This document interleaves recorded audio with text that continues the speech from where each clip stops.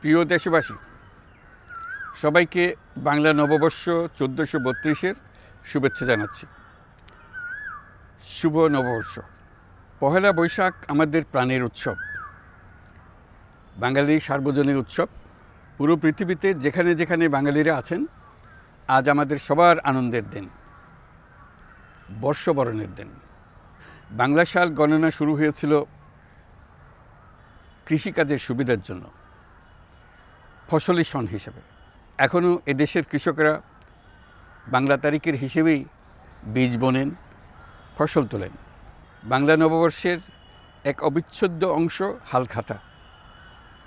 এখনকার আধুনিক সময়েও এখনও এই হালখাতার ঐতিহ্যকে ধরে রেখেছেন বাংলাদেশের হাটে বাজারে, শহরে বন্দরে।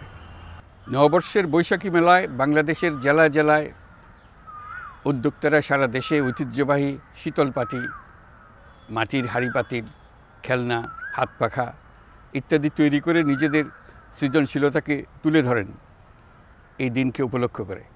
বাংলাদেশের সংস্কৃতি ও ঐতিহ্য রক্ষায় এবং একে এগিয়ে নিয়ে যেতে আমাদের সবাইকে সক্রিয় ভূমিকা রাখার জন্য অনুরোধ জানাচ্ছি।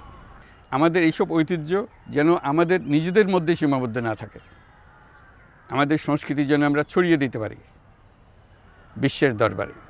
বছরের এই দিনটিতে আমরা সুযোগ পাই আমাদের সুদীর্ঘ ঐতিহ্যকে নতুনভাবে নতুন প্রজন্মের কাছে উৎসবমুখর পরিবেশে তুলে ধরতে এবং পৃথিবীর সামনে তুলে ধরতে।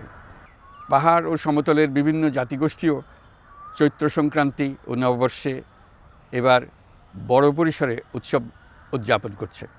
পহেলা বৈশাখ সম্প্রীতির দিন, মহামিলনের দিন, আজ সবাইকে আপন করে নেওয়ার দিন। এবারের নববর্ষ নতুন বাংলাদেশের প্রথম নববর্ষ। আসুন আমরা বিগত বছরগুলোর গ্লানি, দুঃখ, বেদনা, অসুন্দর ও অশুভকে ভুলে গিয়ে নতুন প্রত্যয়ে, নতুন উদ্যমে সামনের দিকে এগিয়ে চলি। চলুন নতুন বাংলাদেশ গড়ে তুলি। 24-এর গণ অভ্যুত্থান আমাদের সামনে বৈষম্যহীন বাংলাদেশ গড়ে তোলার সুযোগ এনে দিয়েছে। এই সুযোগ যেন আমরা না হারাই। বৈষম্যহীন বাংলাদেশ গড়াই হোক এবছর নববর্ষের আমাদের অঙ্গীকার। আমি নববর্ষের সকল আয়োজন ও উদ্যোগের সাফল্য কামনা করছি। নববর্ষ 1432 আমাদের সবার জন্য শুভদিনের সূচনা করুক।